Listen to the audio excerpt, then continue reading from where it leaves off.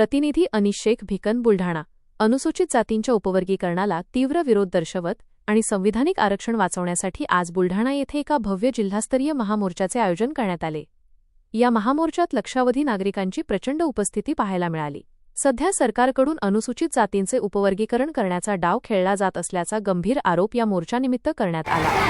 समाजात जातींमध्ये भांडणे लावण्याचे काम सरकार करत असून ही अत्यंत दुर्दैवी परिस्थिती निर्माण करण्यात आली आहे। यापूर्वी ओबीसी विरुद्ध मराठा आणि आदिवासी विरुद्ध धनगर असा संघर्ष निर्माण केल्यानंतर आता अनुसूचित जाती विरुद्ध मातंग असा वाद निर्माण करण्याचे राजकारण महाराष्ट्र सरकारकडून खेळले जात आहे। सरकारकडून चुकीच्या पद्धतीने तुष्टीकरणाचे राजकारण केले जात असल्याचा सूर यावेळी उमटला।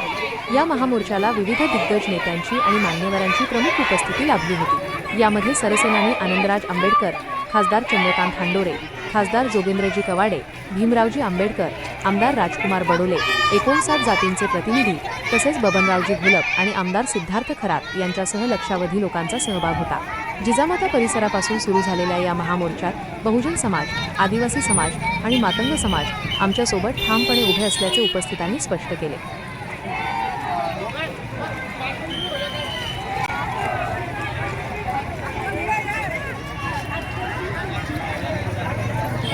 सुप्रीम कोर्टाचं जजमेंट आम्ही सुद्धा वाचलेलं आहे की हे सर्व ऐच्छिक ठेवलेलं आहे राज्यांना, तरी जबरदस्तीने इथे उपवर्गीकरण करण्याचा घाट हे सरकार घालत आहे। खरं म्हणजे दुर्दैवी आहे असं आमचं म्हणणं आहे। जातीमध्ये भांडण लावण्याचा प्रयत्न केला जात असतो। हा आमचं स्पष्ट म्हणणं आहे की महाराष्ट्र सरकार आधी ओबीसी वर्सेस मराठा, त्यानंतर आदिवासी वर्सेस धनगर आणि आता एससी मध्ये मातंग वर्सेस इतर 58 जाती असा हे म्हणजे भांडण लावण्याचा घाट घालत आहे।